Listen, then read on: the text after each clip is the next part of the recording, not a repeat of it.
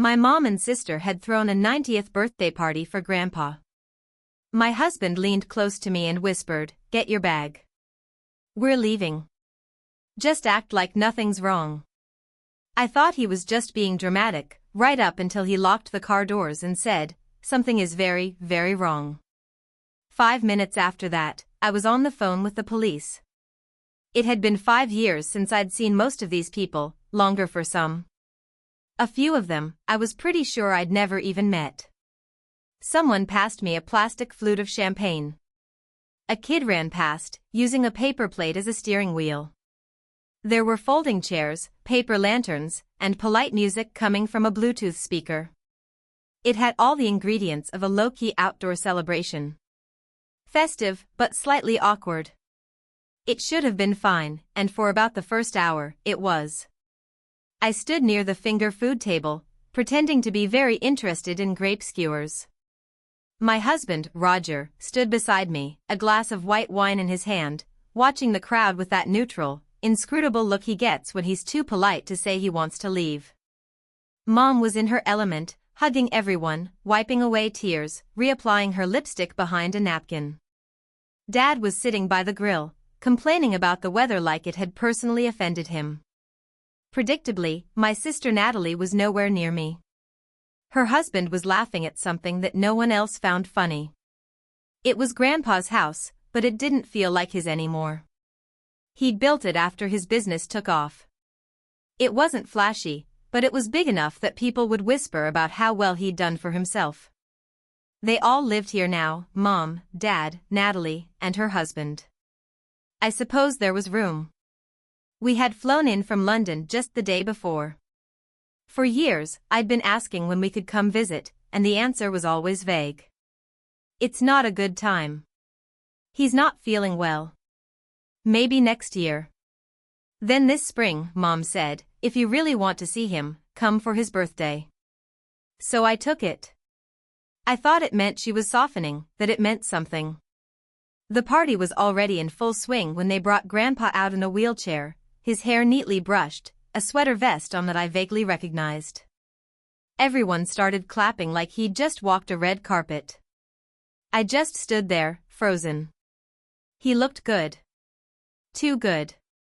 His face was smooth, his eyes distant, like he was half listening to a song nobody else could hear. I waved. He didn't wave back. I told myself it was just age. Mom leaned over and whispered, "He doesn't talk much anymore. It's hard for him." I nodded like I understood. She raised her glass and started her toast, her voice shaking just enough to make it all about her. 90 years of wisdom, love, and generosity, she said. He built our family. He gave us this life. Some of the guests sniffled. A woman behind me muttered, "Beautiful." Roger didn't clap. I noticed he was just staring. "Hey," I said quietly, nudging him. "What's wrong?" He didn't answer. He just kept watching Grandpa, or the man in the chair, I guess, like he was memorizing every single wrinkle. "Roger," I said again. That's when he leaned in. "Get your bag. We're leaving. Act like nothing's wrong." I actually laughed. "You're kidding." He didn't smile. His eyes didn't even move. "Get your bag. What are you talking about?" "Smile. Walk inside. Pack now." I stared at him. "Roger. What is this? We just got here." He turned his head slowly, finally looking right at me. "Something is very, very wrong." It wasn't what he said, but how he said it. How utterly calm he was. Like it was a simple fact, like gravity. My hands went cold. I glanced back at Grandpa. He hadn't moved. His hands rested on the armrests like they were props. "Are you serious?" I asked. Roger didn't answer. He was already walking toward the house. I followed him upstairs. I fumbled with the zipper on my overnight bag. My heart was thudding. My mouth was dry. I kept thinking, if he's wrong, this is going to be so embarrassing. If he's right, we went out the front door. Nobody stopped us. Nobody even looked up. At the car, Roger opened the passenger door for me like a gentleman in a spy movie. We both got in. He locked the doors. Then he gripped the steering wheel and said, "That's not your grandfather." I used to wonder if I was just imagining it, the difference, the way things played out for me versus my sister. Maybe I was just sensitive. Maybe I was the dramatic one. Maybe I just liked to find reasons to feel left out. That's what I told myself for years, until the day Natalie turned 18 and the whole house acted like she was boarding the Titanic. She was standing at the front door with her duffel bag and a full tuition scholarship. And Mom was crying like someone had died. "You don't have to go," she kept saying. "We'll manage. Please, just stay a bit longer." Meanwhile, 2 years earlier, when I turned 18, I got a suitcase and a nod. "It's time to grow up," Dad said. "You're an adult now. Go build your life." No hugs, no tears, no offers to help me pack. I don't want to sound bitter. I honestly don't. I moved out. I went to college. I got on with things. But there's something about being ushered out the door like a polite guest while your sister gets begged to stay that just kind of sticks. The funny part is, I didn't even have a choice about college. I knew I had to go. Not because anyone told me to, but because I needed an excuse to leave. My parents didn't contribute a cent. I don't even think they asked what I was studying. It was Grandpa who helped, quietly. He sent me money every few months, just enough to get by. Rent, groceries, the occasional breakdown. No fuss, no lectures, just a folded check and a note in his shaky handwriting. "Hope this helps. Proud of you." He didn't owe me that, but he did it anyway. I remember him from the very beginning. Before I even had full sentences, I had Grandpa. He'd pick me up and tell me stories in a voice that always sounded like it knew secrets. He made me toys out of wood and showed me how to use a hand plane when I was still in Velcro sneakers. He smelled like cedar and peppermint tea. Back then, it felt like he was mine, like I was his favorite. Maybe I was. But life is good at pulling people apart. College turned into a job. A job turned into Roger.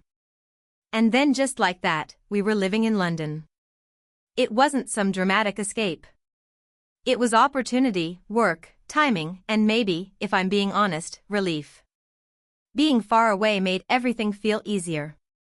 Easier not to notice how rarely my parents called.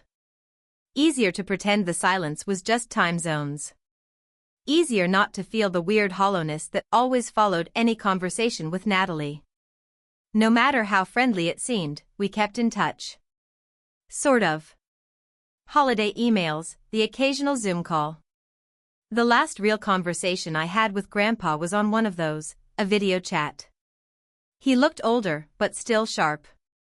He asked about my work. I asked about his garden. He made a joke about the squirrels stealing all his tomatoes. That was 3 years ago. After that, things got quieter.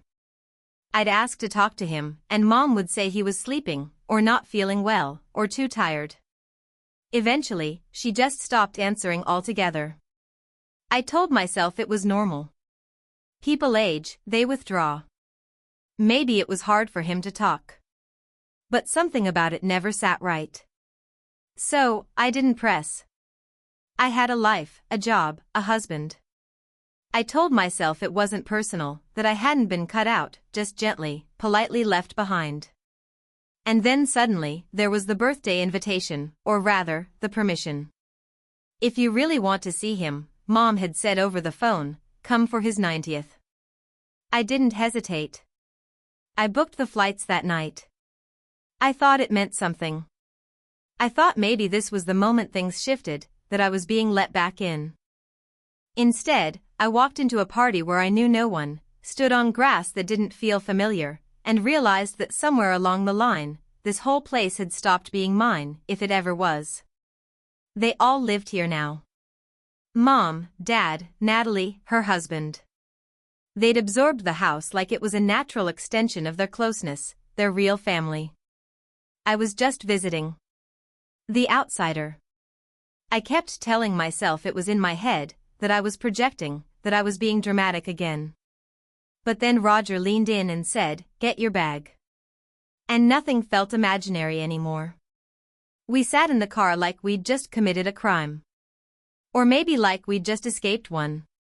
I couldn't tell the difference yet. Roger was gripping the steering wheel like he was waiting for it to bite him. His knuckles were white.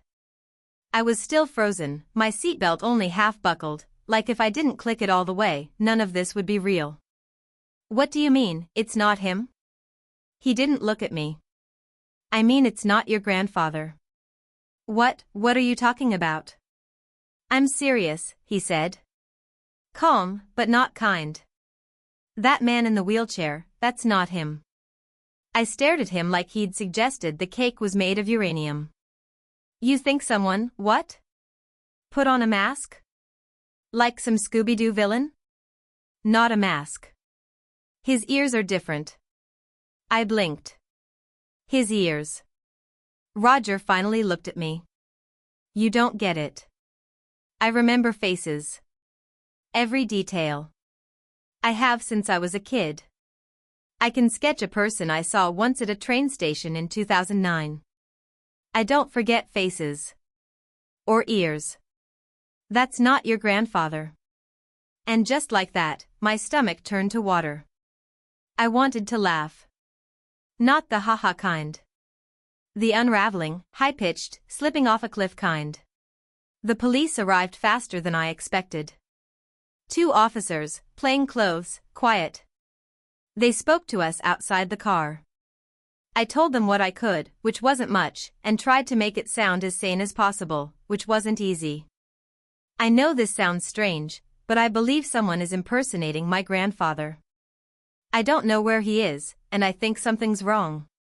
They asked questions, calm ones, the kind that feel like traps even when they're not. Then they nodded and walked up to the house like they were delivering a package. I stayed in the car, watching. The party didn't stop right away. No one screamed. No one ran. It was worse than that.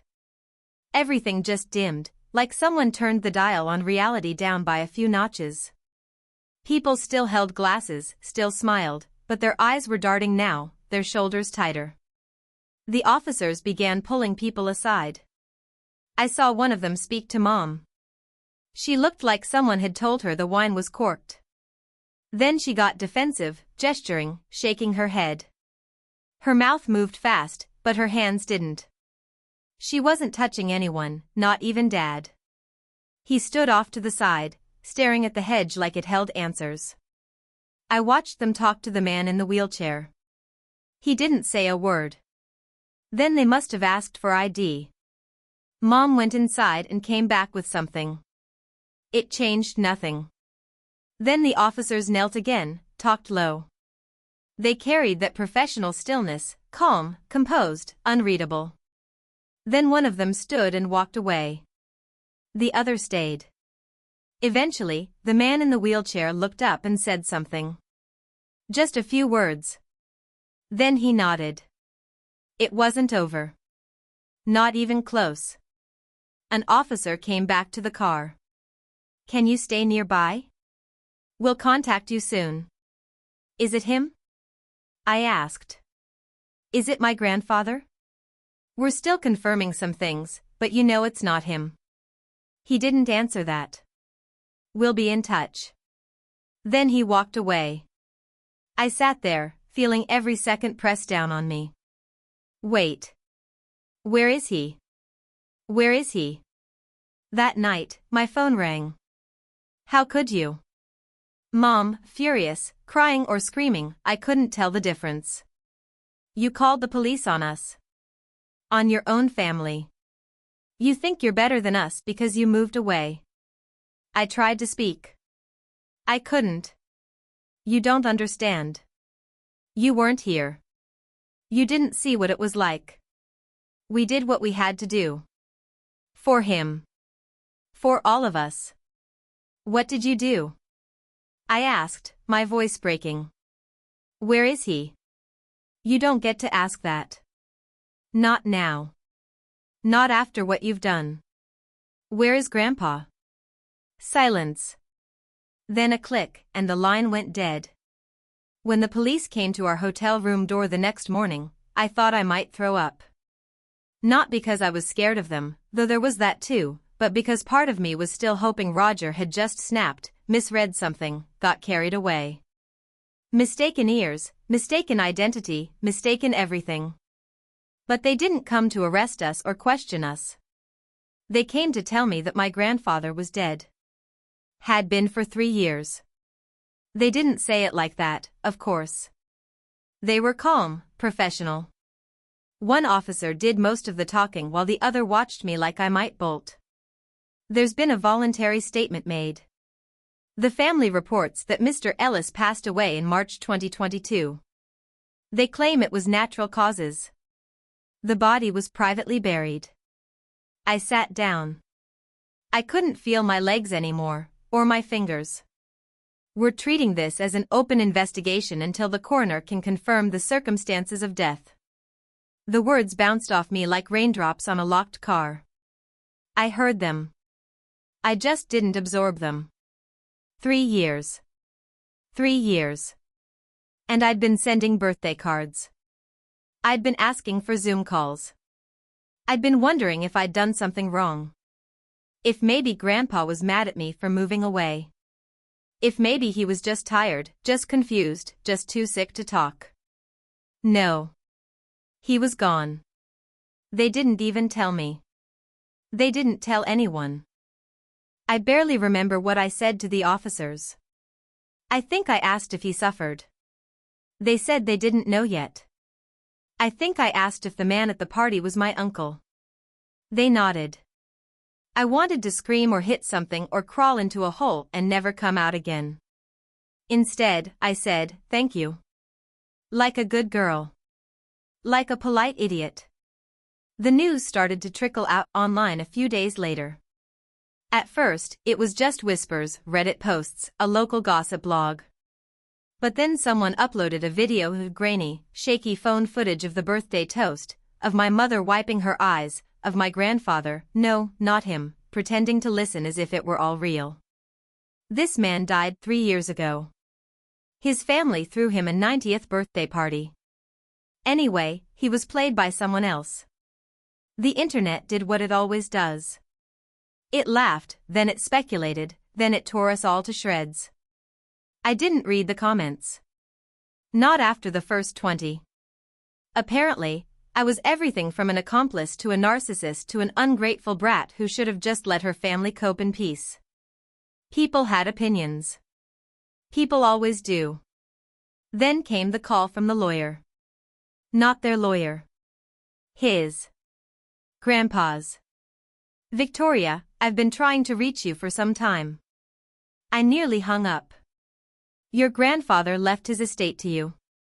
The house, the business assets, the remainder of the trust. Everything. I stared at the floor, at the stupid grout line in the kitchen tile that never quite lines up. My throat went dry. This wasn't a secret, he added gently. He told your mother, your sister, years ago. And suddenly, the pieces clicked. The lies, the secrecy, the fake party, the man in the wheelchair. They hadn't just been hiding his death. They'd been hiding it from me. Because if he was dead, the estate was mine. And if I didn't know, they could keep living in his house, keep using his money, keep pretending I didn't exist. I called my mom. I didn't know what I wanted. Answers, maybe. She picked up on the second ring. How dare you? Her voice shook with fury. Not grief, not shame. Rage. You called the police on your own family. You humiliated us. You have no idea what you've done. I tried to speak. She didn't let me. You weren't here. You don't know what it was like. You left. You gave up on this family and now you swoop in and act like some hero. Where is he? I interrupted. Silence. What happened to him? What did you do with his body? You don't get to ask that, she said coldly. You weren't there. I asked every year, I said. You lied. Every time. We were protecting him. Protecting you. He didn't want a big deal made of his death. He wanted peace. I laughed. Actually laughed. It came out cracked and bitter, like something broken under pressure. You didn't protect him. You looted him. That's when she hung up. Weeks passed. The investigation moved slowly, then faster. There were statements, interviews, subpoenas. Eventually, the coroner confirmed what my family had claimed. Natural causes. My grandfather had died in his sleep. No trauma, no poisoning, no violence. Just an old man's quiet end. I cried for the first time since the police visit because finally, I could mourn him without doubt. But there was still the fraud, the impersonation, the money. Charges were filed. Failing to report a death, withholding information, illegally accessing funds, identity deception. They didn't get prison time. They got probation. Conditional, monitored, sternly delivered. If they slipped again, they'd go straight to jail. My uncle, the actor, faced his own charges, but he cooperated. That seemed to help.